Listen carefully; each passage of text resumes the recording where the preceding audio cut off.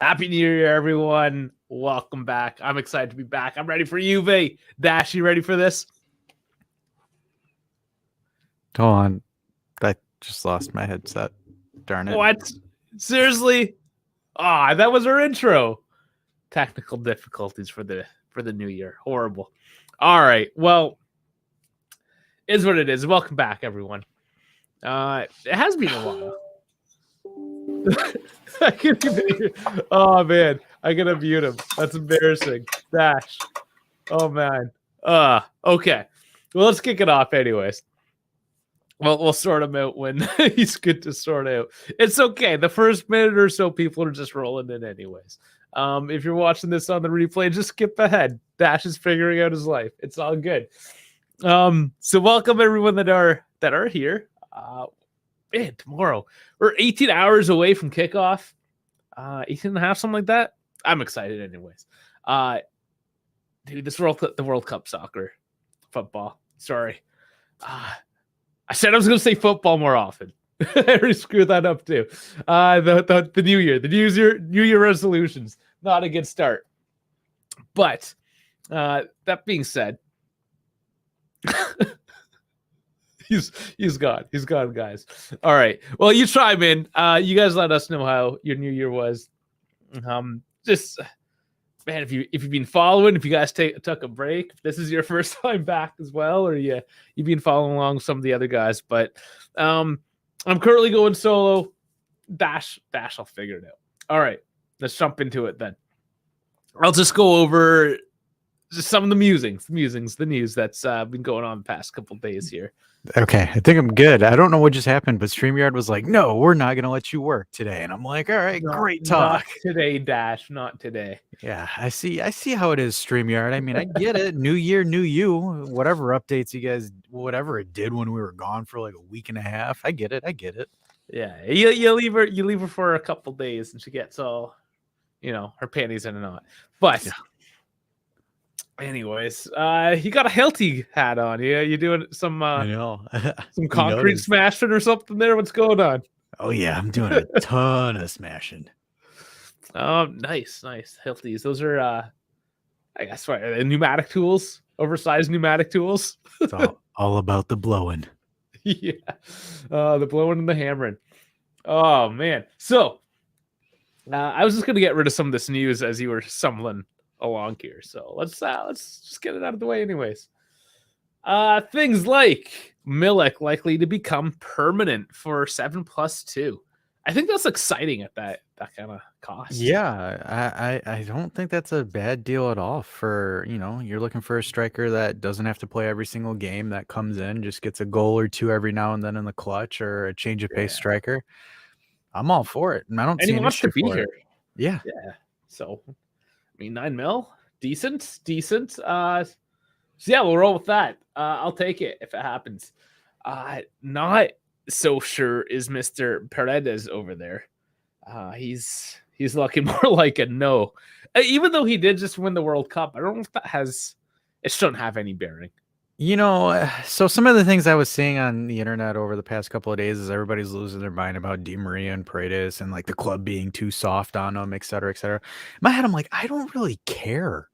Because the club looks like it's going in a direction where Di Maria isn't going to get a renewal. He's going to Rosario at the end of the season. And then Paredes is more than likely going back to PSG. So I'm sure the club's kind of sitting there thinking, yeah, we tried this experiment. It didn't work out in the way that we wanted it to.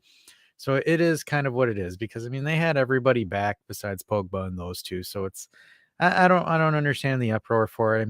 Cool, they're back. Everybody's back. If you look at a bunch of other Argentinian players, they're already back with their respective squads and playing. So I think that's just water to be thrown under the bridge. There's not really anything to lose our minds over on this.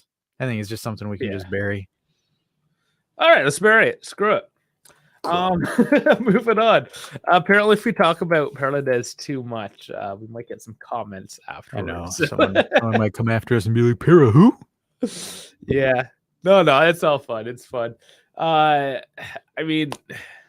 He's just a dude that plays in the midfield at this point. He shows up once in a while. So we'll roll with it. It's what we got. Okay. Chiesa. off the bench tomorrow. Is it happening? Is it happening? I think it is. I'm I don't. excited. So I saw some projected lineups. I saw Fop Mob saying that he was going to start as a right wing back because of Cuadrado's knee pains. That was not anywhere in the rumors. I was like, where did Fop Mob get this from? They're making it up, I swear. I was like, are you serious? At this point, they're just like, Chiesa here. Like, Yeah. hey, I mean, Fop Mob, watch the video that I made about the 3-4-1-2 and where Chiesa might go. That might give you guys a better pre-match prediction stuff than what you guys are currently using. So shameless plug right there on our videos. Yeah. I don't know. We still. So you're saying you're vying for a Fop Mob still, though? Are you? No, or I'm not? No. I'm not defending them because that makes no sense. No, because you like them. I thought you were a fanboy, but or you're just like, are you writing them off? I like the app. I just don't like how Cuadrado won every single man of the match every time we did a watch along. I do have a big issue with that one. Like, like Frankie's like, I think this website's a little bit biased. I mean, yeah. Well, the thing is also like it says a lot of the websites right now for the pre-match predictions are saying that it's a 3-5-2, but I thought we're doing the 3-4-1-2. But I guess it's not like an official 3-4-1-2. But I've heard 3-5-2. The presser, I think, even said 3-5-2. So I gotcha. So it's 3-5-2. If you want to call it, I did all that. I'm upset. I did all that work for nothing. That's really what this is about. Is that you made a video and you feel like it was a good video. It's there. It's on the internet. It exists now. If anyone wants to look it up, it's great. Yeah. You have the 3-5-2, 3-4-1-2. Which one is next? Have you decided? I have. I'm gonna go for the 4-3-3. I'm not gonna do the whole tiki-taka stuff, but I'm just gonna go on the basis of the 4-3-3. So I'll probably be dropping that soon. That might be a nice 6 or 7 minute video. Get yourself some education, folks. Oh, yeah, for sure. Those are good. I just dropped one as well. Yeah, I was gonna say, what about you? You got the what does Juventus mean? So we got to talk about that a little bit briefly. Yeah. So I started. I was just it's like a minute plus, not very long. But I did say I want to start getting into these more historical type videos. The first one's out. I did some courses on my holidays to learn how to do some of this stuff. I know I'm not great at it yet. I'm still learning. It's cool. So I got my first informational type video out there. Just the meaning of Juventus, how to pronounce it, some of the nicknames. And I'm gonna move on. And actually, I was debating what I should move on to for the next video. And one of the ones that I had in kind of the idea bin was the whole logo debate. That's actually a fun video because you're going to definitely get some interactions on the comments about it where you're going to have like the old logo folks that are like, we shouldn't have changed it. And then because the Italian national team just changed theirs. Yeah, that's right. So it's like it's on people's minds right now. So I don't know. I don't mind. It's so similar. They didn't make that many different they rounded things essentially. They just it wasn't that big because I saw IFTV posted it on their YouTube channel or their Instagram page. And also, by the way, we have an Instagram page too, folks. Follow us, Turin Giants, at Instagram at Turin Giants. Just a shameless plug. But it's not shameless if it's our own channel, man. Oh yeah, that's true. That's true. But I don't want us to. We're starting. We're like 8 minutes, 9 minutes in, and we're just like, hey guys, make sure you like, share, subscribe, and follow us on all of our social media profiles. Boom. No, but you totally should though. Yeah, definitely should though. There's no shame in that whatsoever. But yeah, I saw it and I was reading the comments and a lot of people were just like, oh my God, change it back to the old logo and blah, blah, blah. I'm like, guys, it's the difference between a curved edge and a jagged edge. I mean, I guess you like stuff long and pointy. That's what she said for the year. Hey, man. What's going on? There it is. Yeah, I didn't get it, but it is what it is. I think we're like more of the somber Juvento podcast, people past, whatever cast here. So, yeah, I don't think you'll ever see us just lose our mind unless something absolutely bonkers happens. Somber? I don't know for somber. Yeah, well, somber as far as the controversial stuff. Like you're laid back. I don't know. You've been on some good stuff lately. You've been super chill. Yeah. As long as Keane doesn't score. But Keane dinks it over. It's in! Woo! You know what? Allegri had some good things to say about him today, so I'll take it. Do it. No, I guess his stock is up. He's been doing well, which is good for him, man. I mean, it's helping us because ironically, we've won 6 in a row without Dusan. Like that's awesome. Yeah. So, speaking of which, probably be available for Monza in the Copa match on the 19th. Yeah, That's what we're looking at. It's a couple days. That Couple man, games. that guy's legs has just been absolute glass. He kind of reminds me of Holland at Dortmund. Holland at Dortmund, dude. That guy had muscle injury after muscle injury after muscle injury after muscle injury. Like if you look at like and because we have a question from AJ that I think we're answering here, because we have it on the show notes. Are we answering it on this show or are we Yes. saving it? So no, absolutely. That's Yeah. It's there because we missed it last time. So I we're gotcha. we're So gonna- whenever we cover it, I've got like some stats. I've got like a bunch of like really in depth and thorough stats between him and Holland because I thought those two would be a pretty fair comparison to an extent. Dortmund Holland, not Manchester City Holland. Before everyone loses their minds. But yeah, it's some interesting numbers, some interesting stats. It's going to be quite the shocker. I don't think a lot of people are going to expect it. So definitely got that in for you guys post Cremonese fought mob pre-match shenanigans. and people coming in here with string of comments going after it. He's taking a bit of a crap on Dusan here. My thing is I'm a little bit worried that he's kind of like a pseudo Delict. Because Delict came in, you thought he was Juventini, and then Delict dips, and then you're just kind of like, well, screw this guy. Delict didn't really come out and say like, I love Juventus. I always followed, like, not to the point where Vlahovic certainly has, where he's like, yes, I like, this is my team. I get it. But my only thing that worries me a little bit, but I don't know. I mean, I don't want to say Dusan out, Dusan flop or anything like that. So I don't want to. It's a little early. That's a bit of a reach. Yeah, it's a bit early. I don't want to go there. He's obviously had injury problems, and you can't just shit on him because everyone's had injury problems. Is it a him thing? Is it a Juve thing? Right? Yeah, it's gonna be those. Yeah, I just don't. I don't think he's necessarily deserved it at this point. He's still six? Is it 6 goals he has? 6. Yep. I mean, he's doing decent enough. It's not like he's been like, say, Morata. What was it, that season where he was offside 8 times before he got a goal? So let's put it into a bit of perspective. I know he's expensive. And maybe that's where people are getting hung up because now they're hearing that he's worth 90 million and it's like, oh, let's get 90 million for him right now. Yeah, but no one's going to drop 90 million. I would say 65 to 70 just because it'd be very, very difficult to justify 90 million for him right now. I mean, the dude's got one leg just because of his adductor, but KF says I'm popping in because I have to go back to sleep. Hey, KF, we're doing this so you can wake up and listen to our beautiful voices in the morning. So just catch us on the record, all right?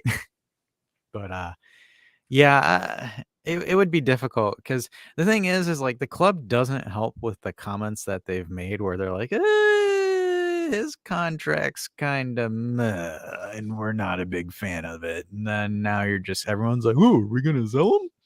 So my thing is like, yeah, there's suitors, but they're gonna try to rip us off. I mean, like Bayern tried to do us dirty for Delict, and they did do us dirty. Really, they kind of did. But at the end, if Delict's value just absolutely plummets, like it kind of low key is, then I'm not kind of petty about it. Actually, it's I'm gonna pull a transfer market, see what the graph says. I mean, hey, if we were able to dupe Bayern Munich out of 80 million for a center back, so I'm not that mad about that. So like, I'm not too cranky, No, I think we've moved on. So he's still at 70 million. He's at 70. Supposed to be here's the chart. It has remained the same since he joined Juventus. He's still worth 70. So there you go. I got you. No change. KF says 9/11 subs. I swear that's an emergency line in America. Yeah, then there's also some other things that happen that involve those numbers that we can't say it because it's not YouTube friendly. So we're gonna refrain from those comments. Just an FYI. But yeah, I don't. there's not really much to add. There's not really much to take away from Dusan. The thing is like the one thing that's holding Juventus back currently is we need a 25-30 goal scoring striker badly. Or what season was that where just everyone got a few? That was 2000s. Yeah, it was multiple seasons, I think. But this looks like it's going to be one of those seasons. I'm going to be honest with you. Just because you look at the midfield with Fagioli, Rabiot, even McKennie, everybody, Keane, Milik, a lot of Kostic as well. So a lot of players are scoring goals. But it looks like KF has a question before you go. Yeah, shoot. Oh, guys, before I go, well, don't tease us and just not say anything. I mean, just really get you're like tickling me underneath here, and you're like, "Hey, Dick, I got something for you," and I'm like, "Hey, KF, what? I don't know yet." He says I might go watch the Fiorentina game in Turin. Oh, that'd be awesome. Yes. So you would have to go hook up with around Turin. Yeah, you'd have to talk to around Turin, and then also you could probably see our buddy Kevin over there too. Absolutely, you should definitely do some hooking up there. Yeah, definitely. Eat some sausage in the parking lot in not a weird way either. KF says, I will be your undercover representative. Are you going into the Fiorentina Ultras section? Is that what you're saying as an undercover representative? On here? KF says, content incoming. Yeah. Hey, we should definitely get you to reach out with Kevin if you do decide to go, or if you are going, because Kevin would be thrilled, man, to have one of the viewers actually meet up with him. I'm working on going to Italy, maybe in the spring now. Maybe. You're going to go visit some certain sites that we might be able to go to. Yuck. I mean, I'm going to have certain priorities, obviously, of of my agenda. Dave's like, I'm only going for the food. What is this Juventus club that everyone's talking about? Speaking of which, never mind. Okay, I'm excited. As you can see behind me, I have this season's jersey. So, yeah, Del Calcio boy, Turin Giants and Torino. That's got to be a t-shirt. We got to make a t-shirt of that. Just TGs and T. Yeah, we made it, guys. We actually showed up. Yeah, I do a live podcast. Hey, this is the Turin Giants live from Turin. Dave and Dash, the Double D Show, coming at you live. Something time and blah blah blah over there. I obviously would, right? Like if I was there, I would obviously do a live show. It just KF SWAT says, basically I wasn't supposed to go, but I'm going. So how do you not supposed to go, but go when you're not supposed to go, but you end up going? Boom, tongue twister. Oh God, he's texting or typing whatever, like all these young kids do, right? Where it's everything in suspense because it's just a line at a time. They can't just complete a full thought at once. And just that's like godly Riz level right there. It's like you're texting yourself a nice bird, and you to keep on her toes, you just send it one line at a time, just to get her a little bit excited. And when you do it, you send your line in, and then you wait like 20 minutes, and then you finish your sentence, and then she's like, oh. Because you get her all worked up for about 20 minutes of her thinking, what's he going to say to me? And then boom. And then surprise, Bob's your uncle. Now he says, this is what happened. Cliffhanger. Let him get it out there. We'll move on for that. KF, man, like, stop teasing me, man. You're sliding my DMs on YouTube. Like, chill. Oh, man. Right. Segue. Let's transition. Yeah, let's move on. This thing's just gonna keep on popping in. He keeps teasing us, man. Yeah, for sure. We have to get after this. So DePaul's heating up. McAllister's in the news. Okay, but McAllister's in the news, and there's still SMS. Like DePaul's like that one chick that you tell her that you're gonna date her, but you never end up following through, and then she's always there waiting for your text. But Simeone doesn't want him. He's leaving.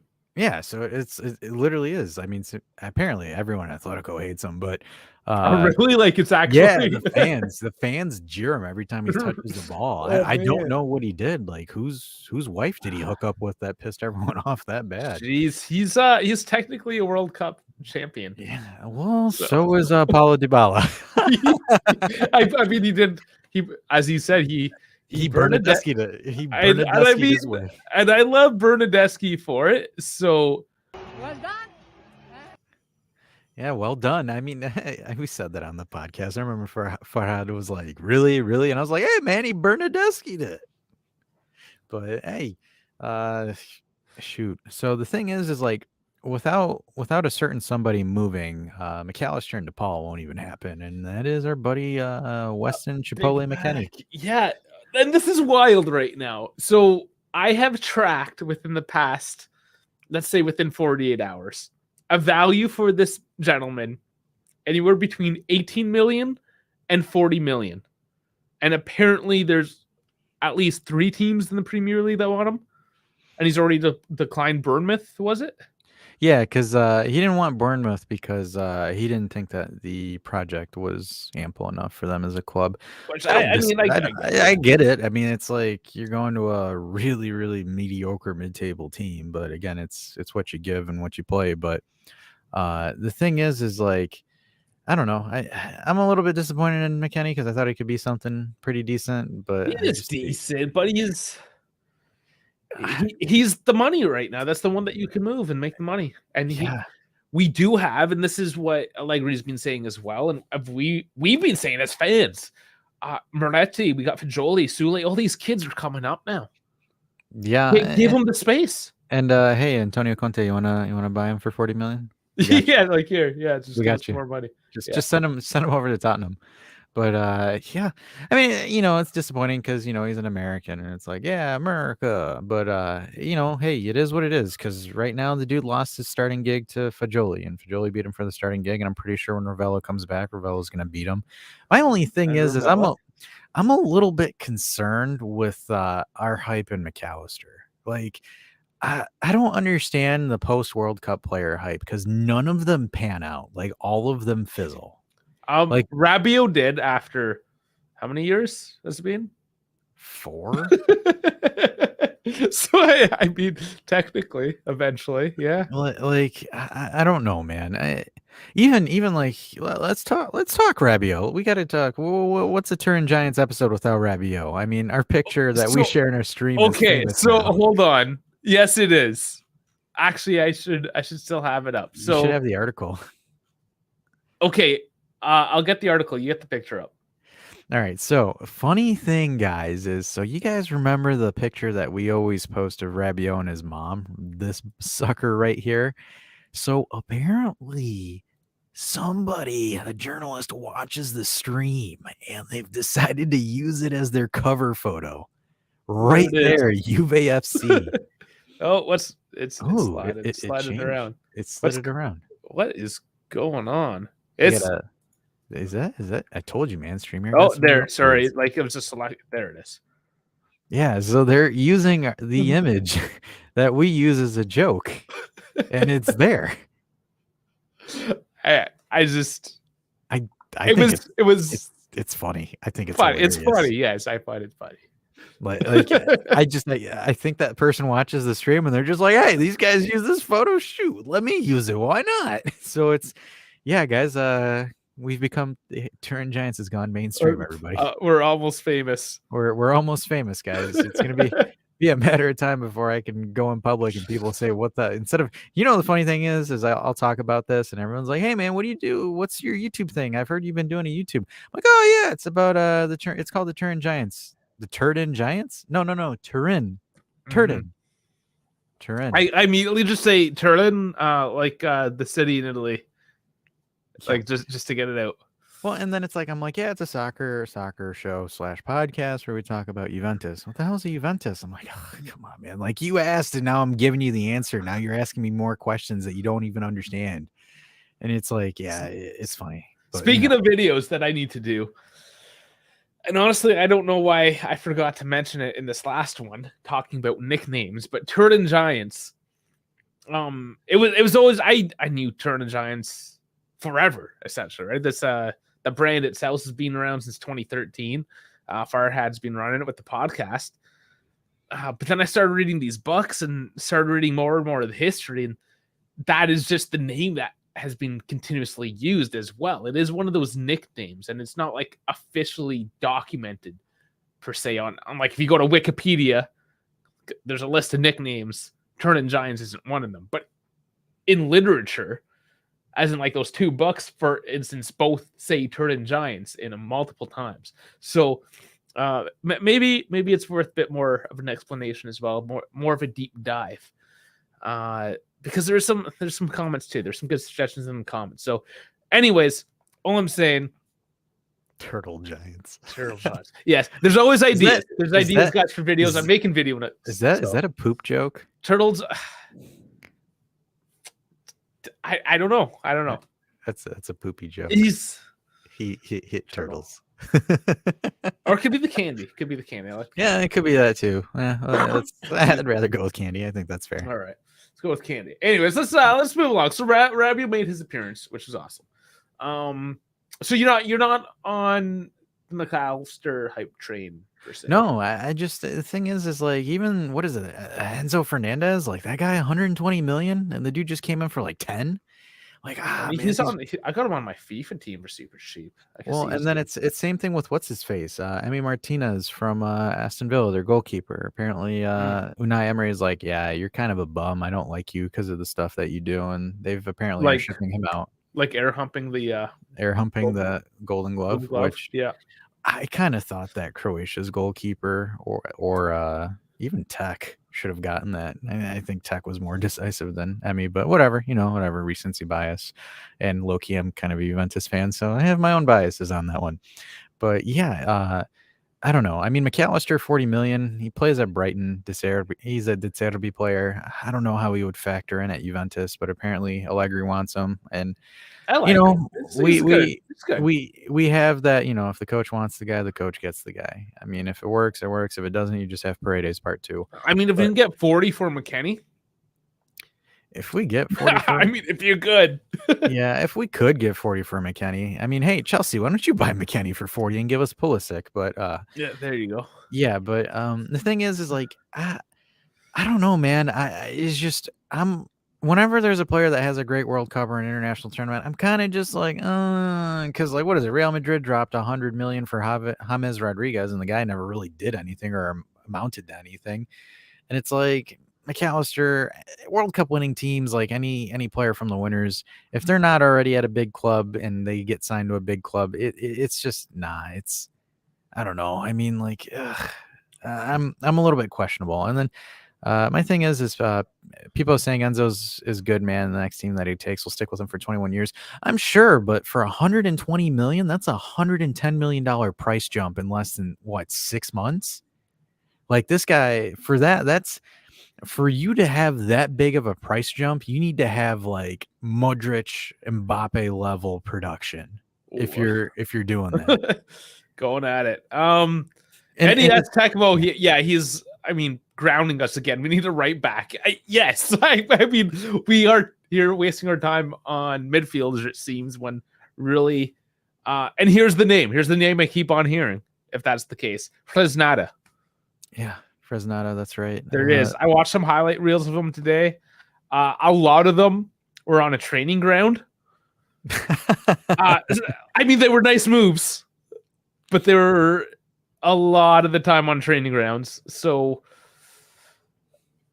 is he the real deal? I mean, it doesn't always. It's so hard, man, because like the thing is you can look at any player and you can look at their highlight. Of course, YouTube and all those other guys and the people that make the compilations of them are always going to pick out their best moves. Speaking of compilation experts, our best buddy Dan Colismo. So Colo99, always pay that guy a visit because that guy is super cool. Yeah. But the thing is like the best way that you can scout a player, folks, is like if you're watching the player play a formation, if he plays on a team that plays a similar formation to the team that wants him. Like, for example, if we have a player that we want and that team plays a 3-5-2, then you're going to be able to get a better read of how he operates in a 3-5-2. But like, for example, say that we want, Trent Alexander-Arnold from Liverpool and we want to play him as a right wing back in our 3-5-2. Watching him at Liverpool, it's not going to give you that much source material because it's a totally different formation, different style of play, different expectation. So that's one of my things that I like to tell people when they're kind of like, hey, Dash, look at this player, look at this video on YouTube, look at his skills and blah, blah, blah. I'm like, I can use it to look at his technical ability, but as far as his tactical prowess, it doesn't really give you much, because the one thing that you want to look at is, like, for example, Kostic is a perfect example of using this, because Kostic played as a left wing back at oh man, I can't even. It's Frankfurt. It played at Eintracht, Frankfurt. yeah. Eintracht Frankfurt. I almost had a brain fart there. Where you saw him there do what he does at Juve. So it's easier to gauge it. Like, for example, from a tactical perspective, you can see what Kostic did at Frankfurt, and you can see the parallels of what he does at Juve. There is an adjustment between leagues, which makes sense, because again, you're going to do that. It's different Which leagues. took different him styles what, of like play. 3 matches for the record? 3 to 4 matches. Yep. Yeah, And yeah, it's pretty quick. and he did it. So you get to see that. But again, it's tough. It's very, very tough. Yeah. So it's a big question mark. Obviously, the scouts, they know a lot more. They're watching him a lot more. The name does keep on popping up. KB Argentina. Oh man, we can't even keep up with the chat tonight, guys. Thank you. Thanks for it's coming back funny. at it. But what was I gonna say? We do have that one youngster, Barbieri, I think that's his name. Barbieri. Yeah. Barbieri. Yeah, he's made a couple appearances lately. Yeah, so he's made a couple of appearances, which him, and then guys, guess who's back? His name is Illing, and first name Illing, last name Junior. So the guy can play both sides of the field. So we got to remember that we got good old Samuel Illing. So we have him as well too. So I would, if Barbieri plays really good, why not give him a shot? I mean, at this point, because what's the worst case scenario? Cuadrado. So like, not really losing much if you play him. So wouldn't be afraid to give it a go. Here's a question for you now. Allegri is short-sighted. As Paredes, Di Maria, they should be looking to deal Rabiot for something before he leaves at the end of the year for nothing. Interesting that you say that. So we love Rabiot. We do not love his wage demands. His mother. Well, so the thing is Juve. So this is alleged. So allegedly, Juve is offering him a contract with the same wage, but with a different bonus package. So, and that's what 7. It's 7 flat. 7 flat. And that's a decent wage. Yeah, but that would put him right next to Vlahovic. You can argue he does more. If Rabiot could, for the next 3 or 4 years, if he plays at the level that he's playing, yes, I would say actually yes. I would say yes. 7, even with maybe some bonus. Right now, Sam Adamo sneezing and like, oh damn it, because if you guys caught our Festivus, he is not a big Rabiot fan, but yeah, that's gonna be one of those things where I don't know. It's sticky. You go for it. It's sticky. That's what she said. But anyway, yeah, it's all sticky all over. No, because it's honestly the wage demands. Can you say now, knowing that he has the potential, yet he has consistently shown that he will not always play to that level? Yes. You give this man minimum potentially here, 10 million euro a season.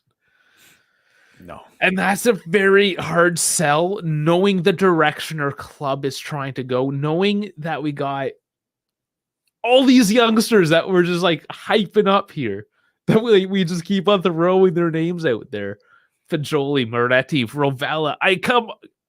You can't be giving a guy 10 mil. No. That's the business. That's unfortunately that's the business. Would we love to have Rabiot? Yes. If it was FIFA, sure. Throw him on. But real world, no, you can't. You can't at that money.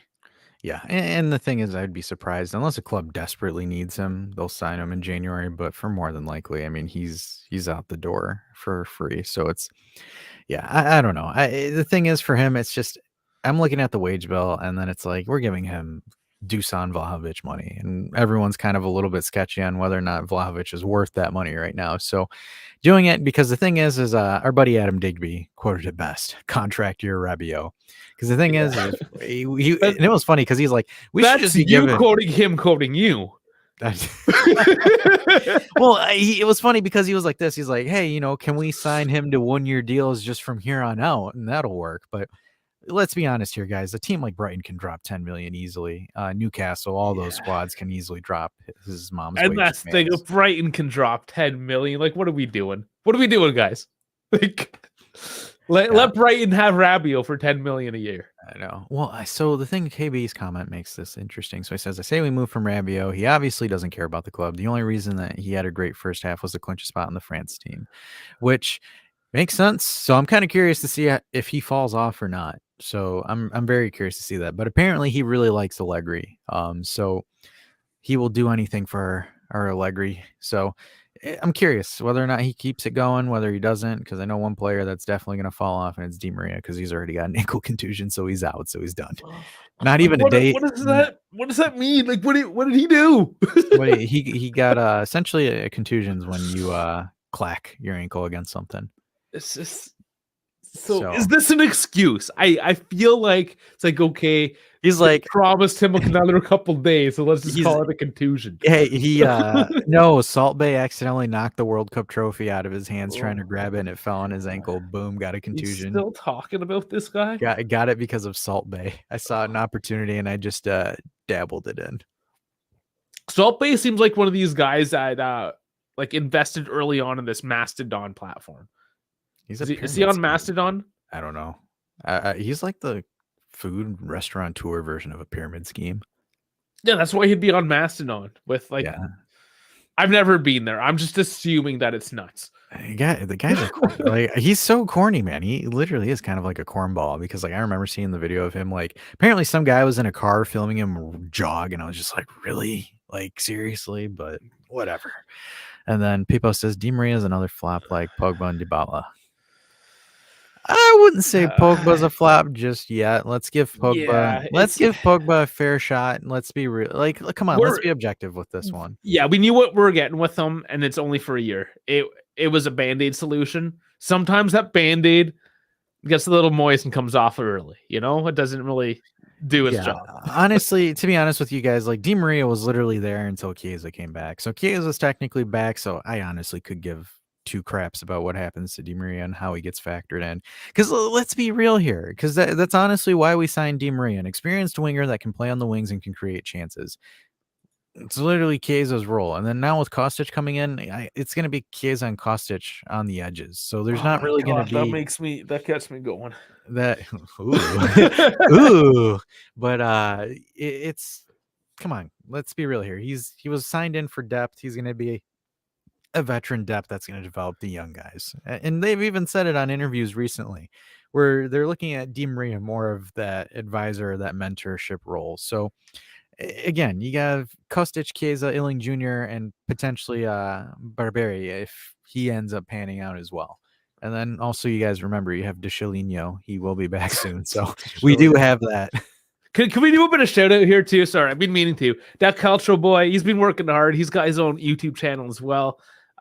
Check him out, man. Just do it. It's good. He's got the best information dump shorts ever. It's just, that's it. It's like, babe, here's the information. It's not like me where I ramble on just incessantly, needlessly. Yeah, he goes in there like, guys, if you need quick news or quick things or quick hot takes, quick opinions, you just look at his shorts, man, because he'll sit there and be like, whether or not this player is worth this, or even drop some takes on the shorts, man. The guy is a master of the shorts. So like, definitely give that Calcio boy a look. Give him a follow. He said follow. Give him a sub. Why am I thinking that we're on Twitter? But give him a look, guys. He definitely gives you a good information dump, especially if you're on the go and you need quick news. That Calcio boy is your guy. He's that guy. Sure. That guy. Yeah, do it up. He's also on Twitch Friday evenings at 8 Eastern. I said I was going to try to do last Friday. I also told him I usually fall asleep on the couch at 8 o'clock on Fridays. That's exactly what happened. So I'm sorry. I mean, what can I say? I called it. I called it. just do better. Hey, you know, it was funny because since he's here and he's listening, like, you know, we're talking about streaming at this time, and Dave's like, oh crap, because you were talking. So you guys know Beppe, he's a good friend of us. So we were talking about just, you know, markets and stuff like that, and just kind of looking at certain things. And he was like, yeah, you guys should try a late night stream. And we're like, yeah, sure, we'll do it. We used to. Why not?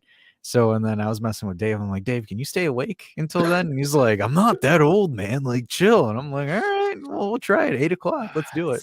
Yeah, 8. I can. Yeah, pushing it. We're pushing it here. I know, guys. If I love waking up so early, though.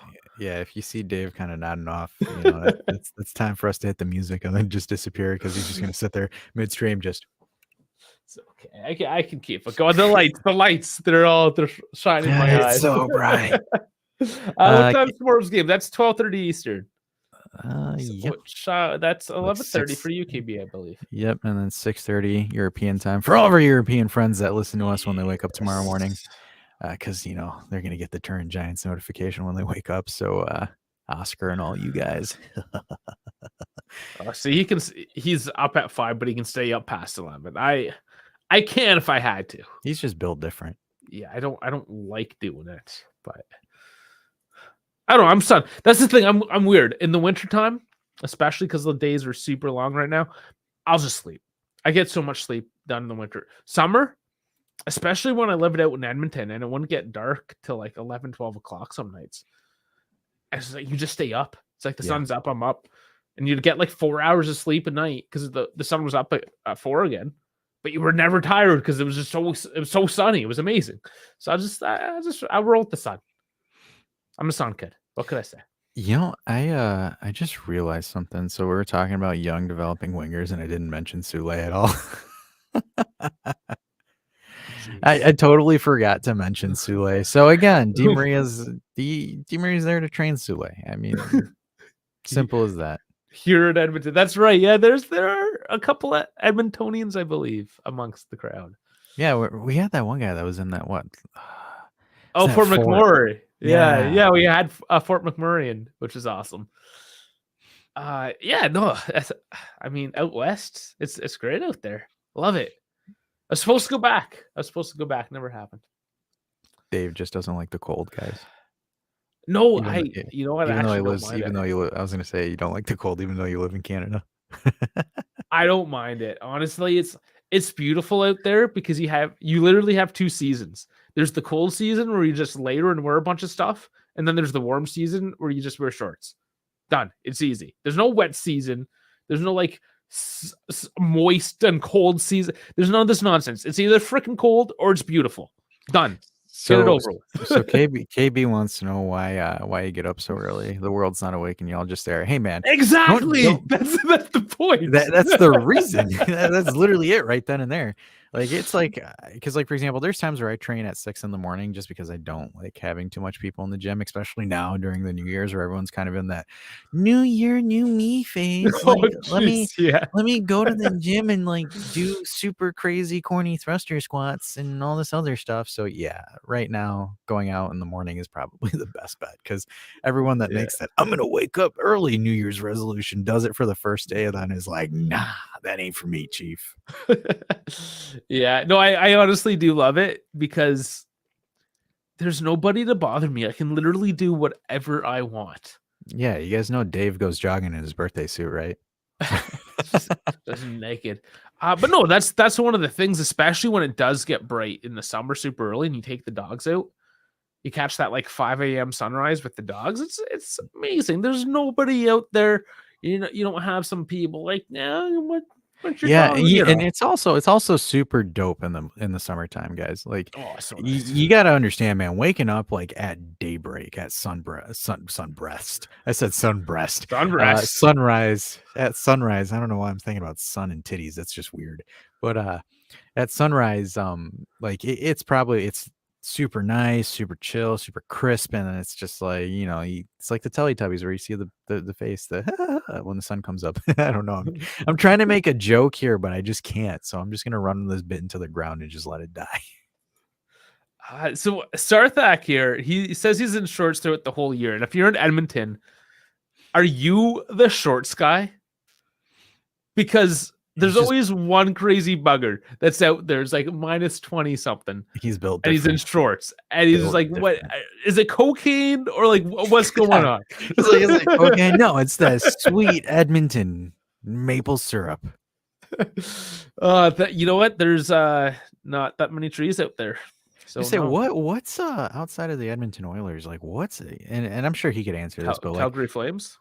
no, I'm not saying just like sports teams, but like what's like an Edmonton thing? Like what's big out of Edmonton besides oil? Oh, not a whole lot. Really? There's not like for example, no, like hypothetically speaking, if I were to go to Edmonton, what would be like the first thing I would need to do? Go to the oversized mall and be disappointed. That's what she said. Yeah, it's yeah. Really? Okay, so Edmonton. He says K days. Yes, Klondike days. So it is the city of festivals. There are tons of festivals. There is stuff to do, but there isn't like one you must go to Edmonton for this one thing. Not like Calgary, where it's like they have the Stampede in the summer, for instance. I gotcha. And Edmonton is considered the gateway to the north. It was literally just it originated as a fort. They built a city around it. It was just, hey, this is the place. This is your last stop in civilization before you go freeze your ass off further north. Like that. That's why that place exists. Alrighty. I'm gonna answer this real quick. So he said, "Did Ake get dropped for Barbieri?" We don't know for sure yet. Yeah, there's no real. There's no confirmation. They're both there. I think they've both been called up, but yeah, I don't know too sure yet because for some reason the interesting thing about it is they've been really quiet about the whole thing. I think they dropped their call up. Yeah, you've got the call up list. So you've got Barbieri. Maybe Ake just has an injury or they just sent him back to the under 23s, but I think he might have beat him for it. So Well, it looks like it. Yeah. Past couple games, these friendlies. Yeah.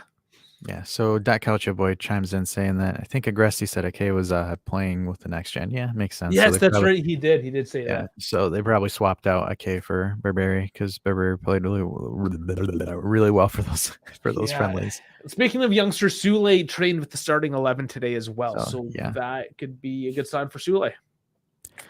Definitely. And that kind of goes back into the conversation we had in a podcast episode 206 about Juventus next gen becoming the next La Masia, except we just don't have a Messi. Yeah. That was lucky. Come on, that was lucky. Yeah. You don't just get a Messi kid dropped into your lap. So what you don't just do that. I thought you'd do that. You do like real life FIFA build a player. Yeah, I wish life would be amazing. Maybe one day when it's the Clone Wars. Guys, it's been the holidays. I watched so much Star Wars. I played that Star Wars Lego game. I've been watching The Mandalorian. Too much Star Wars. He's like, I even watched Kenobi. Is that out? Yeah, it's done. I downloaded Andor. I'm supposed to watch that too. But I didn't know Kenobi was a see. I can't keep up anymore. I can't keep because it's like Marvel. It just keeps on coming. You can't keep up with it. That's what she said. Oh man. Still not happy Tuesday, everybody. Jesus. Okay. Speaking of people that are sick like I am, DeCilio and Bonucci expected to be available on the 13th for Napoli. Pogba. Superstitious. That's like ridiculously superstitious that those two are back on the 13th, Friday the 13th. Yeah, I think Sam was saying because he understands the Neapolitans a bit better. I guess it's superstitious. Yeah. Super superstitious. That's smart. That's smart one, Dave. Thanks. So that's it, guys. 5-0 win for you, babe. No, I'm just kidding. Okay. So that is a superstitious date for the Neapolitans as well. So yeah, that's going to be a fun game to watch. Yeah, I don't know if that has any bearing. So yeah, and then again, so it looks like Pogba and Cuadrado are being projected to come back January 22nd as well. Yes, the next week after that. So, and then another thing too. So apparently Tech is game time decision. So Tech might be playing. He might not be playing. I'm not worried because Perrine's actually probably hands down the best backup in the league. So I'm not worried. I want Perrine to get a start just because I'm okay with him. Yeah, like I would definitely be fine with that. And then so we got a question. Are we going to watch Inter versus Napoli? I probably will. Unfortunately. I need to watch. What time is that? That's right after. Right after. Yeah, maybe. Yeah, I'll try. I guess I'll try to have to watch some of that. Yeah, so we got to probably watch. I'll probably watch some of it just so I can get kind of a grasp and see how Napoli come out of the gate. This is kind of interesting. I'm kind of glad that we got Cremonese instead of like a bigger team right after the international break, because it's going to be, again, I'm going to be, and this is where we start getting into the pre-match preview, but it's going to be a tough watch. I'm going to be honest with you guys. It's not going to be something where we're seeing, full on gegenpressing, like ultra attacking or anything like that, because a lot of these guys haven't played with each other since November. So you guys, we got to take that into account as well. 56 days. Yes. Nuts. So the only players that had some continuity were Bremer, Sandro, and Danilo, and that was probably like for a game or two in the World Cup, and not even that much. Yeah, I don't know. Doesn't count. Yeah. so this game's going to be a tough one. I'm happy it's against Cremonese because you kind of have a little bit more margin for error than you would if we were to come in against Napoli or Inter or whoever. Just because, again, all respect to Cremonese, but I don't expect them to punish us that badly. It is what it is. I mean, again, we're pushing for the Scudetto. I think we should probably start pushing for the Scudetto, if not push theoretically. But we're pushing. Yeah, we're pushing. Keep it pushing, bro. This is happening. This is pushing. We're pushing back. I would expect us to go in there. I mean, it might be a shithouse game, like kind of like how we did against Lecce, which is fine as long as we get the 3 points. There's nothing wrong about that at all. But kind of going into it right now, I'm going to share my good old screen so we can take a good peek at this whole shenanigans over here. I'm going to smash off this last point before we get into it. Do it. Just because it's the last point. Hans Nicolucci Caviglia, he is getting loaned out to Salernitana for Thursday, essentially. Tomorrow. He's leaving tomorrow. So there you go. He's on though, which is good. He's going to get some game time, it looks like. Yeah. So absolutely. that being said, here we go, huh? Finally, we're back. We're back. All right. So 12:30 tomorrow. Again, us against Cremonese. So right now, Cremonese is lining up in a 4-3-2-1, and we're lining up in the 3-5-2. So it looks like Milik and Keane are going to get the nod up top, and then we have Fagioli, Locatelli, and Rabiot as our midfielders, which before the break, that was actually a very good midfield. That was one of the ones that were the reason behind us getting that 6 in a row. So, and then we've got this one I thought was questionable. Still Chiesa, questionable, yes. Yes, Chiesa on the right wing. I think Chiesa, to be honest with you, I don't think Chiesa starts. I think he comes from the bench and replaces either Milik or Keane. I think it's going to be either Berberi or Danilo might play. They might put Danilo there. I just don't see why they put Chiesa there. But again, you have Danilo, Bremer, and Sandro as your Brazilian back three, which have been responsible for those clean sheets. And then Tech again. Tech is questionable, but they have them projected here. It is what it is. So we're going to be going up against Dessers, Buenasito, Oreke, Miete, and then is that Escobar? I think that is their midfielder. Number 8. Number 8. I don't know who you're thinking of. If who are you thinking of? My good friend Pablo. But we got Pickle, Cernicola, and then Biancacetti, Hendry, and Valeri, and then Carnesecchi in the keep. So and this is interesting because we're linked with this kid, Carnesecchi. Yes, we are, as a backup goalkeeper. So unfortunately, I think Bensiglio is on the way out, or somebody else that might be. They haven't even said who's on the way out. Yeah, we don't know. Yeah, that's super weird. But looking at it again, we still have a pretty long injury list. Pogba, DeCilio, Bonucci, Caio George, Juan Cuadrado, Zuzan Vlahovic, and Angel Di Maria. Again, ankle contusion, so mid-January is out again. Their buddy Vlad is out, unfortunately, for them. Everything's January. Yes. So, well, Radu as well. He's a decent keeper, and he's doubtful now. Yeah, physical discomforts. That's just soreness or something. He's been out for a bit, from what I understand. So looking at the good old stats here. So again, the guy that hasn't played in forever has the highest goal scores, goal tallies in Serie A for Juve, which is Dusan, but everybody else has about like 4 or 5. So I'm not too worried about that. Okereke has 3. Again, his rating is a 6.61. He's played 15 matches, played 10. So 3 goals in 15 matches as your number 9 is pretty woeful as your starter. So moving on to some insights over here. So it says that Cremonese is ranked 19th in goals scored per match. So 0.7 goals per match. So they don't have that good of an offense. So and they only have 2 of those goals this season at home. Yep. So that's not good. So the thing is again, Radu is ranked first in saves per match, 5 saves per game, but he's out. So again, this is definitely going to be one of those things where we're looking at it as they're going to sit back and they're going to carefully counter up against us. And it says Charles Pickles has created the most big chances for Cremonese, which is 2. So again, that's pretty woeful. Comparing to our defense, how our defense has been playing. So that's going to definitely be something important. So Juve ranked 5 in goals scored per match, 1.6 goals. So our offense is getting up there, guys. It's decent. Kept the most clean sheets in the competition, 10. We're ranked 3rd at home this season, but we're not at home. We're away. So we're also just ranked 3rd this season. Yeah, I guess we're 3rd overall. But so the one thing that I wanted to bring up, and also because Bones mentions it too, he says if Keane keeps his form, who would you all play Vlahovic and Keane together? So interesting thing, guys. The last 5 games Moise Keane has started, he has scored in each and every single one of them. Yeah, you got to play the guy who's in form. So Moise Keane might score again, just because again this is a shithouse kind of match, and I think Keane scores in shithouse kinds of matches. Yeah, I mean Milik, any of them, any of our guys can score in shithouse matches, really. Yeah, so it's gonna be interesting. And he also asks who's gonna play with Vlahovic. I think it's gonna be Chiesa. I think I would be surprised. I think he's getting that role, eh? I think he's going to get that center forward or that provider. He's going to be that second striker to key. Because here's what I think is going to happen.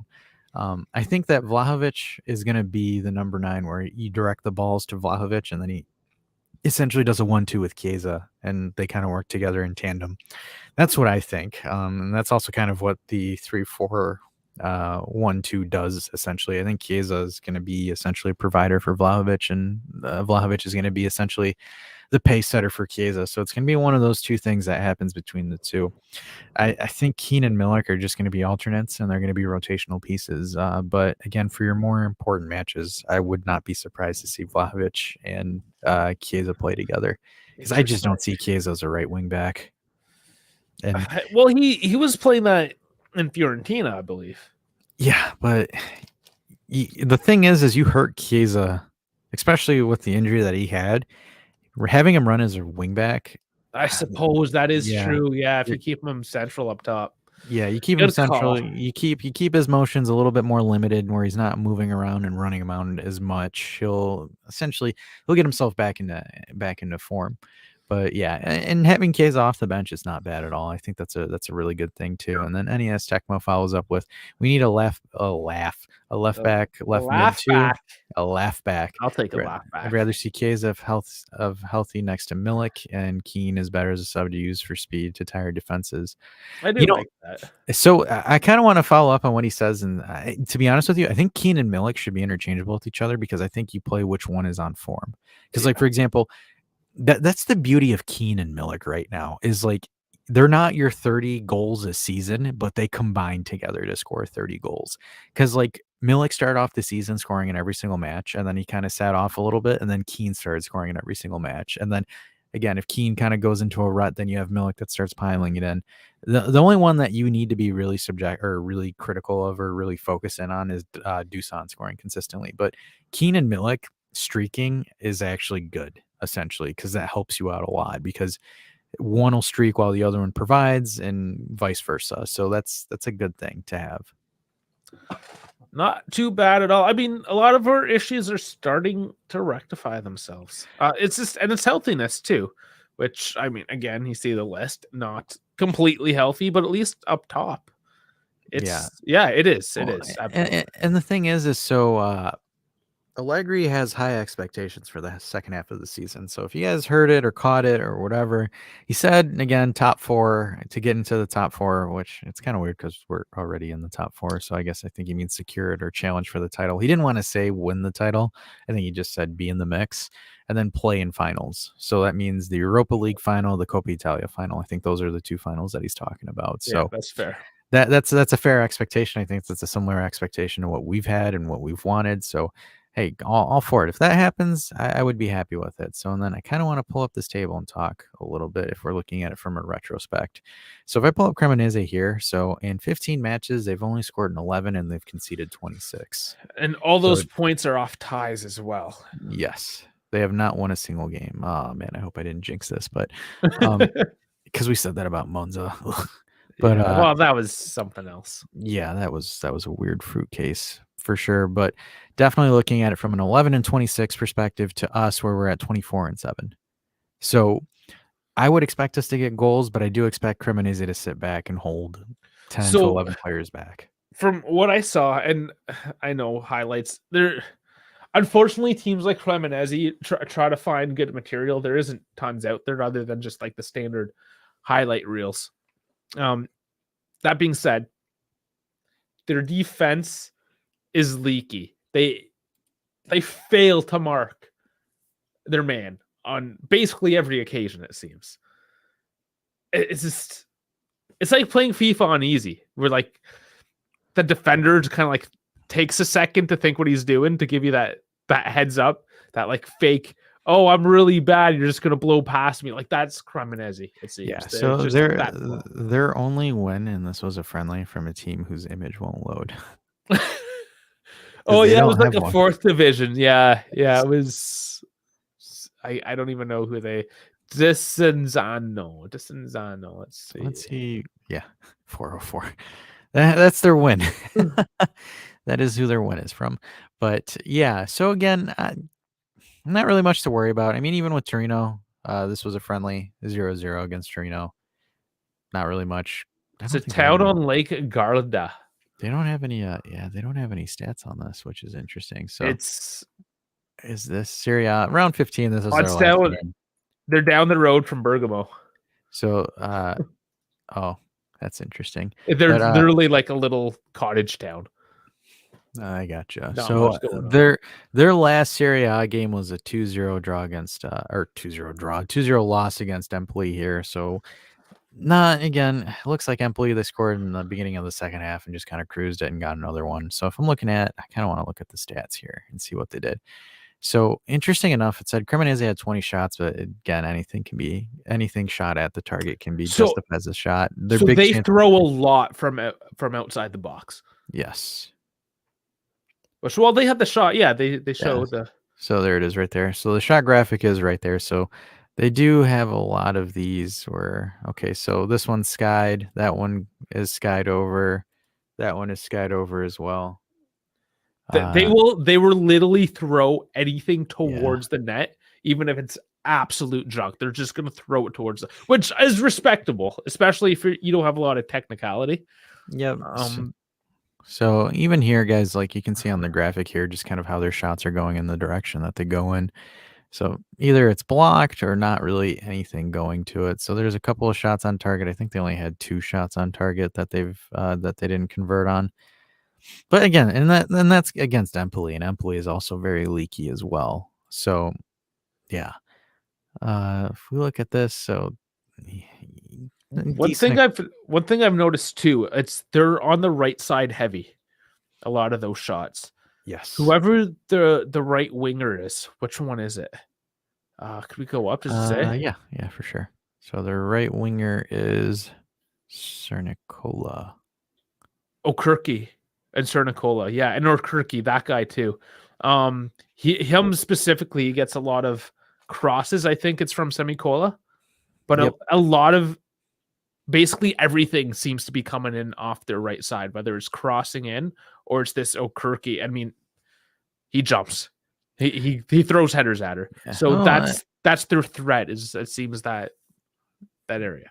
Definitely. And I think Cernicola is going to have his work cut out for him because he's going to have to watch Kostic as well. So Kostic is going to be beaming down that side. So Yeah. I mean, this game's a good measuring stick because again, we didn't have any trouble against Empoli, and Cremonese just struggled against Empoli as well. Even though they put shots, they put in a lot of shots, but our defense compared to Empoli's defense, and then if we look at the Milan game, this is probably going to be the best one here. So Milan tied 0-0 against them just based off of an offsides goal from Davidek Origi not being called back. But if we look at the stats here, so again, you're 27 to 73 possession. So we're going to have the ball. They created no chances, and this is at home for them. So this is essentially what we're going to see tomorrow. So Milan expected goal coefficient 1.1. Theirs is at 0.29. 6 total shots, 16 with 2 on target for Milan with the 545 passes. It's going to, honestly, again, it's going to be another Lecce game where we had that and we had a Fagioli banger out of nowhere. So we're going to need something, to be honest with you, something like that, because this is what these guys are going to do. So as you can see here, these are all the shots they directed towards Milan. So this was a sky high. That one was at the keeper. Keeper got an easy save on that one. That one was wide. That one was blocked by the defender. This one was blocked by a defender. And that one was blocked by a defender as well. So only one shot on target, which is, that's off target. So this is the only shot on target by Buonanito. Buonaiuto means good help. Good help. Yeah. And again, you can see there towards the nothing without that one shot. Yeah, I guess that one central shot, but it's more pushed outside. Yep. So again, even here, looking at the stats here, 6 total shots for Cremonese, 2 off target, 1 on target, 3 that were blocked, 3 inside the box, 3 outside the box. So really, again, the only time they're going to shoot is once they catch us off guard and they catch us flat-footed and they're trying to hit us with a counter. But even passes-wise, defense, of course, they're going to get better stats than Milan because that's all they did the entire game.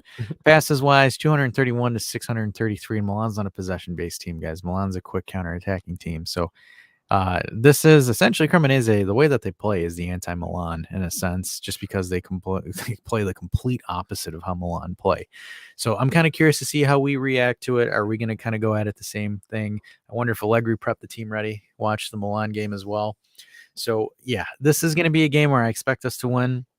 It might not be clean. It's going to probably be a little bit ugly. I'm going to be honest with you guys. Just all I'll say this is just don't go on Twitter and say Allegri ball sucks and blah, blah, blah, blah, blah. Guys, this is the first game back from 56 days. Chill for a minute. This is going to be an ugly one. This is where we've got 2 games to get ready for Napoli. We've got this and Udinese. So these games are going to be the games that we play to kind of grind, get some lubrication on the old gears and get everyone start rolling again. Just kind of add to that in terms of it being dirty. They've lacked some discipline. That's the nice way of saying. They've got some filthy penalties this year. They get frustrated.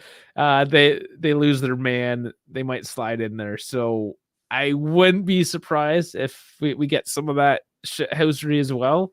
And hopefully our guys react appropriately. We don't want to obviously reciprocate that yellow, but I think that's going to be a bit of the storyline tomorrow. What could be interesting if, I don't know. It's a shithouse team. It's like Monza. If I'm Monza, I'm just going to keep on going back to that. Monza can happen again. Who hurt you, Dave? Who hurt you? Oh, man.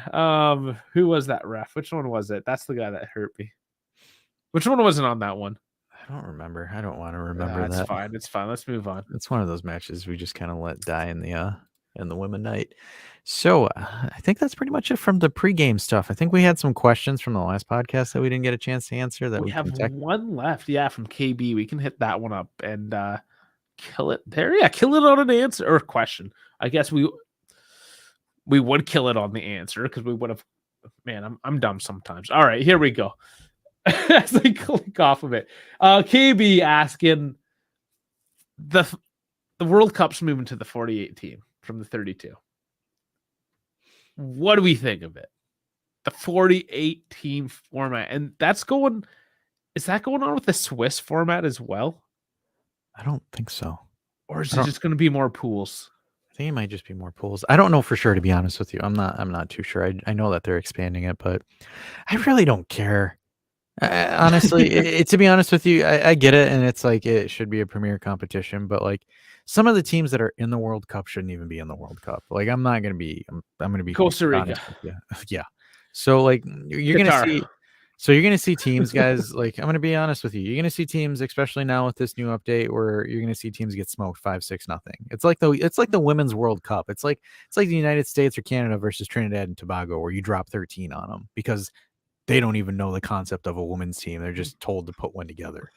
So like, what was it? Vietnam too. Like the United States scored like 15 goals on them in a match and started celebrating after the 12th. Oh yeah, that filthy one. Yeah, I was like, yeah, and that. I mean, that female U.S. team was probably the most unlikable team. Yeah, like I didn't like them. I still think Megan Rapinoe is the most overrated player I've ever seen. Oh man, I mean, she headed up the whole. Yeah, they were just so abrasive. You know, they're not like my Canadian girls, not like my Julia Grosso, who's just like always in social media having such great fun. You know her boyfriend, Julia's boyfriend, is a Denver Broncos player. Is she? Yeah. Is he? Really? Who? Yeah, no. I don't know his name. I think he's a fullback. He's like a backup fullback for the Broncos. I didn't realize that because like, so I was like following some NFL stuff and like he posted a holiday picture of him and Julia, and I was like looking at it on CBS, and I was like, that looks like Julia Grosso. And then it was like I did some some internet digging, and I was like, bam, oh that yeah, there it is. Boom. Okay, so, no promises. If I get somebody on for an interview, I'm gonna work on her. Yeah, because she's Canadian. She's I mean, I want to. She's gonna be the first one we interview on the TG. I can dream. I can hope, right? But no, she literally is. If you go on any of the female Juve stuff, I mean, she's all over. She's right in there, along with Weston. Like she does the stuff with like Weston and Julia's. Or yeah, I mean, she honestly is like the next Alex Morgan. Yeah. Like marketing wise, I guess so. Because remember that like every guy had a poster of Alex Morgan. They're like, oh my god, Alex Morgan's so hot, and then she got married and had a kid, and everyone's like, who's that again? But like yeah, heaven forbid she has her own life, right? I know, right? that was the funny thing too, because she like married a player from Sporting Kansas City, and everyone lost their minds. I'm just like, guys, chill. And then same thing with Hope Solo when she got married too, before she beat up her husband. But but yeah, no. Yeah, I think Julia Grosso is like the next marketing sensation because like Jordan Hutma, what is his face? Alphonso Davies's ex-girlfriend, like she was that, and then like I guess she went to PSG and like no one's ever seen her again. I guess Mbappe's got her under lock and key as part of his contract. But so Pipo says we need more Latino culture. Porque güey, yo hablo español. And then KB says what? Yeah, bring it in. But I mean, I can sound zesty if you want, but no. But so there's a question from I think it was AJ. Did we answer that? Yeah, we did. I thought, oh shoot, I've got some stats. So I actually have some stats in regards to that. Yeah, we can bring it back. He wanted to talk about, so AJ, guys, if you follow me, I think he's very prominent on Twitter, so he's out there. Fino Alafine 282 is his Twitter. So he asked us, do we consider Dusan a flop if his injuries or the averages performances continue? So it's interesting because he's actually right about average performances. So I pulled up some stats here and I'll show it to you guys, and it is transfer markets, so don't come at me, low-key, just do it.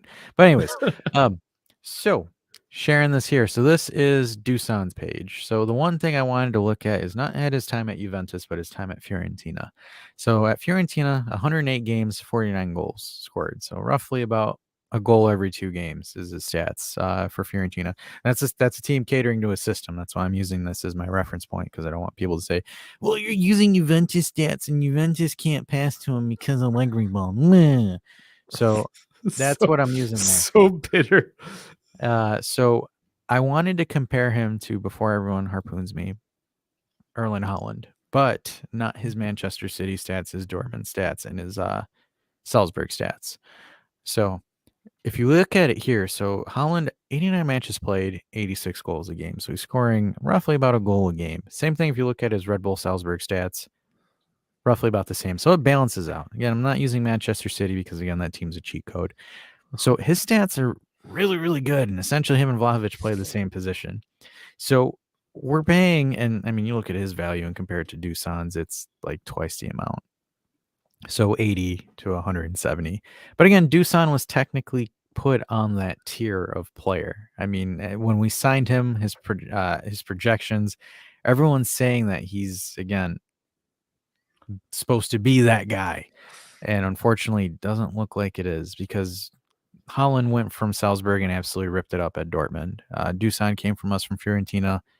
If you look at his stats here, 36 games for Juventus, only 16 goals. So if I were to take that and convert it using the good old calculator for a conversion rate, his goal conversion is 2.5. 44%. So his goals per game conversion, so he's only scoring 44% of the time. And then if I wanted to really go into it, and I'll use our good friend cheat code Mbappe here. So if I was to look at his Monaco time, so 60 and 27, that was more so, again, he was playing at Monaco when he was like 15, 16 years old. And even if I was looking at in his sample size, PSG is probably the best sample size because it's their last 5 years, and he's doing 239 and 191, and he's playing on a team with Neymar and Messi. So the fact that he's able to pull those numbers is pretty impressive. And if I were to do some calculations on that as well, he's scoring in 80% of his matches. Yeah, Mbappe, and it's like people says, Mbappe is good, just not Juve material, which is fine. It's fine. I totally am fine with that argument. My thing is gauging his performance. I'm trying to gauge his performance per se. So, and then here I'm looking at it from Dusan's perspective.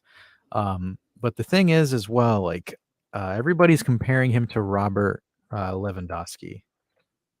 So if I can pull,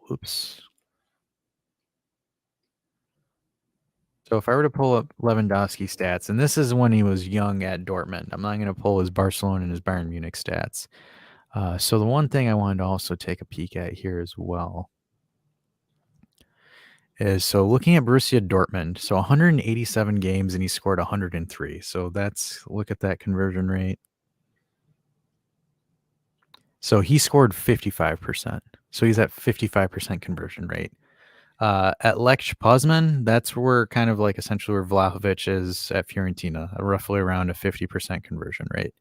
And then if I were to look at his Bayern Munich conversion rate when he goes into the big leagues, so 344 divided by 375, 91% conversion rate. And this is who Vlahovic is essentially supposed to be compared to, is Robert Lewandowski.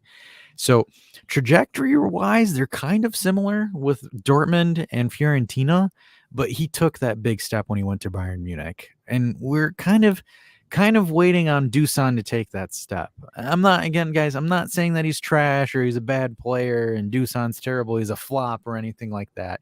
He's got some grace period. Again, he's a kid, he's young, he's not a finished product.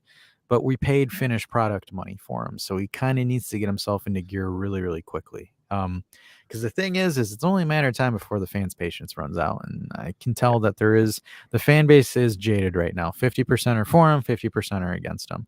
I mean, they're trying to cling on to anything right now to be mad at. Yeah, well, let's be honest. That's fair. We just, the whole team, once, I mean, 6 wins in a row, but once we get this fighting for first, I think once we're fighting for first and people are starting to feel better, and that would probably mean that people like Vlahovic are healthy and scoring goals. I think it all comes together at once. Yeah, and I hope it does, because I really hope he ends up being well. But I don't think there's any other striker that I can find that's like super comparable to the ones that I showed there. But the reason why I selected Mbappe and Holland is, again, a lot of times, whenever Juve would play in the Champions League or your big matches, that's where he's being compared to. He's being compared to as one of the best next-gen strikers. So, like, those two are going to be benchmarks for him. You're not going to compare him to Keane, or you're not going to compare him to Milik or anything like that. Those are the two guys that he's going to play. And KB says, at best, Dusan is Icardi's level. Oh, that's actually a good one I should pull up and compare. He says he's at Icardi's level. At worst, he's at Piatek's level. And I do not believe he'll go above that. In other words, above average. All right, let me pull up Piatek or Icardi. You got Icardi from Icarus, eh? That's good. I was like, Icarus. What? It's just like, what are we talking about? Jeez, talk about Mario Icardi falling from grace. He's at Galatasaray right now. Speaking of fall from grace, Ronaldo. Yeah. So the crazy thing about that contract that he signed, so that club is shared by the same owner as Newcastle United. So if Newcastle United get into the Champions League, he gets to get sent there on loan with the Saudi Arabia club covering his wages. Really? Yeah. That's Ronaldo's like, yeah, I'll sit here in Saudi for 6 months and make a crap ton of money, but I'm going back. Jesus. Yeah, so we're all trolling him and laughing at him, but Ronaldo just Houdini'd the hell out of us. Newcastle wins the Champions League. Jesus, watch it. That'd be so funny. All right, so the one thing I wanted to talk about, so Icardi's time for Inter Milan. So he scored in 219 matches, he scored 124. So let's do a quick old calculation on that bad boy. So 124 divided by 219. So a 57 conversion rate. So that's literally essentially Lewandowski at Dortmund. So right now, trajectory-wise, that's where Dusan is headed. Just looking at it, unless he does something else or something different. This is honestly just looking at the numbers, the numbers prematurely right now. I think Dusan is essentially going to hit that and become that. Ibra, I wonder what we could use for Ibra, because it'd be tough because you can't use PSG Ibra. I mean, that guy bounced around everywhere. Yeah, I wonder which one's the best as far as like, I need to figure out, because the dude's played everywhere. Like his goal scoring record is insane. Because well, I would want to use Serie A because I would think Inter and Juve were his prime. I would say so. And then the one season at Barcelona. So if I were to add Inter and Juve stats with so Ibra is, so he played 117 at Inter and he played 92 at Juve. Okay. So he's played 209 total in like his air quotes prime before going to Spain and France. I'm trying to, and then just for the viewers, I'm just trying to grasp it at the age that he was when Vlahovic, roughly around the same age group, same age. So, and then at Juve, he scored 26 and at Inter, he scored 66. So doing some quick math here. So 92 divided by 209. So he's got a 44% conversion rate. So that's roughly about the same as Dusan is, as Ibra was at his age, which I'm kind of curious because like I know how Ibra kind of considers himself as a god, but his like stats are kind of trash in a sense. I'm not saying that he's a trash player, but like, yeah. And then KB says for Ibra, I compare him to Fernando Torres. So, you know what? I'm going to share my screen again and I'll just start pulling up players so you guys can see the players that I'm pulling up, since a lot of people are giving some good recommendations. So, I'll throw for people, I'll entertain you. I'll throw Mandzukic on here and see his stats.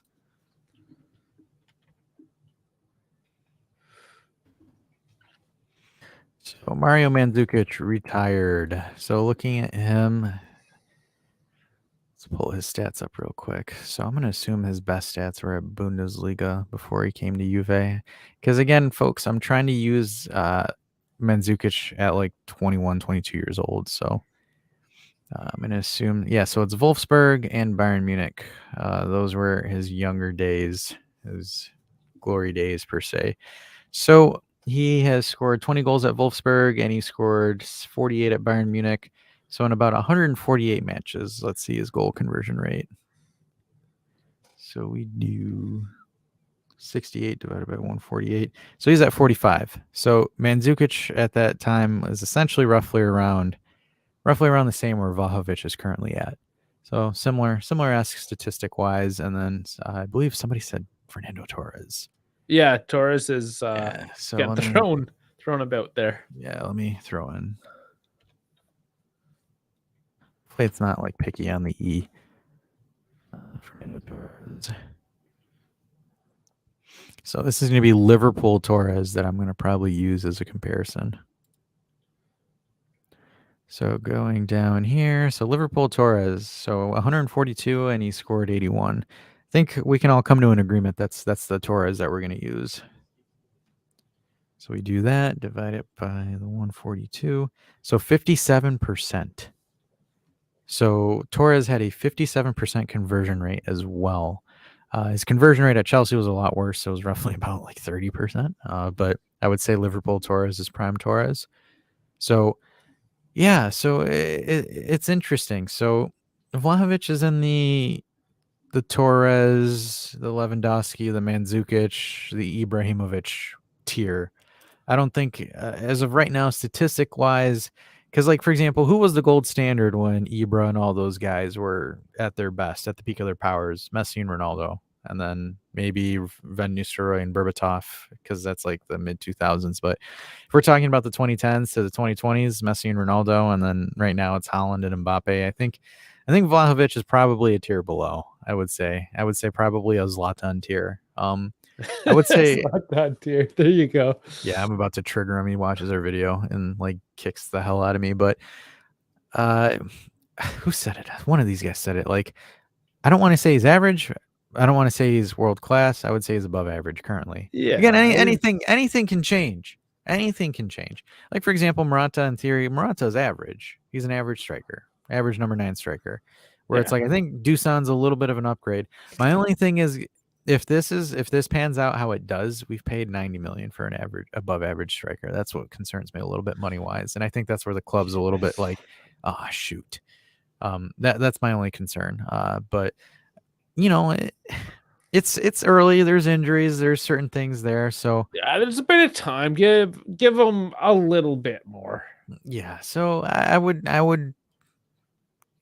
kind of just be a little bit more patient. I think the verdict can be made at the end of the season. Yeah, no, that's definitely more fair. You got to give them the season. Yeah, I would say that I would wait until the end of the season before we really kind of like went in on Dusan. But you know, it's tough, guys. It really is, because I want him to do well, and I don't, because again, if he does well, it benefits the team. And we really, really, really need to get to that. Oh, you know what? Calcio boy just gave me an idea, because he said in some games his touch and control is bad. Who else do we know that has terrible touch and control? Keane. No. Rhymes with Kaka. Lukaku? Lukaku. So looking at our top G, Romeo Lukaku. All right, so it's interesting because he's what? How old is he? Just 28, 29? 29. So I need to figure out Everton Lukaku is going to be the same as Dusan right now. So his Premier League stats are going to be a little bit up the wazoo. So Everton, 166 games played, 87 goals scored. Yeah. So that would be it's about 50-ish. Yeah, it's roughly about 50%. Just over. Yeah, Dusan Lakaka. But yeah, so they're roughly about the same. Calcio boy says he's a one-hit wonder. Thank you. I'm not the only one that thinks that as well. All right, cool. But yeah, so pretty much there, kind of, middle of the road, above average. Because we control Lukaku all we want, but the dude's an above average striker. I don't think he's like the greatest of all time, but he's definitely not. All respect to Milik, but he's not a Milik. He's not a Piontek or something like that. He's not, he's not one of those guys that is a striker but doesn't really score that much at all. Yeah. But no, definitely not that. I mean, I can tell you one player that he's better than. Lautaro Martinez. Oh, yeah. Let's throw some hate that way. There's one player that Dusan for sure is better. It's worth 75. But yeah, so if we look at Lautaro's stats, his Serie A career, because him and Dusan are roughly the same age, 202 matches played, only 82 goals scored. Oh, that is not great. And he's for a 75 apparently. So there you go. Barcelona wanted to buy him for 200 million. Oh man. Jeez, man. Really? That's brutal. 40% conversion rate. Brutal. So, Well, on that note, I guess we got to start airing the laundry a little bit here, right? yeah, I So, would assume so, huh? we're not gonna be here the next 2 days. We can't really say where we're gonna be yet, because I guess it's a surprise in a sense. We're gonna be on the internet for the watch along and a post game the next 2 days. I can't tell you where to find us yet, but look somewhere that isn't YouTube. Maybe with somebody else that the community knows. Yeah, it's it kind of rhymes with itch. Anyways, so to not give it away, next 2 days we won't be around. We'll be back, I guess Friday. We'll be back for a pregame. Yeah, we'll be back Friday. But yeah, so there's certain things that we can't technically say yet, just because we want to keep it as a surprise. But we are special guesting somewhere, and it's someone that you guys know and love dearly. So it is a different streaming platform. We will not be on YouTube. We will be on a different stream source, platform, website, thingamadoodle, something that rhymes with itch. It was an offer we couldn't refuse. It was an offer that we could not refuse. And we will be working and collaborating with a very good friend, beloved person of the Juventus community. And it is going to be an epic show, because we will be doing a watch along with said person. And we will be doing, the day after, we will be doing a radio-esque, talk show-esque with our friend as well. So just keep your eyes posted on that, guys. Yeah. That's all And once the cat's out of the bag, I guess the cat's gonna be out of the bag at that point. Yeah. So yeah, stay tuned. Like wait another day, you'll figure it out. Bones says on the Nintendo Switch. No, not the Nintendo Switch. This guy. I guess technically you could bring it up to watch it on that. Sure.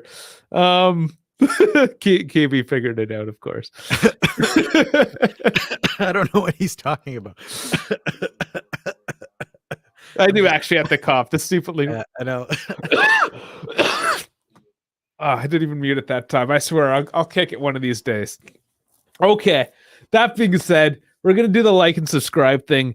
And because I love Dash so much, I freshened things up a little bit. You got me new music, guys. I got new music.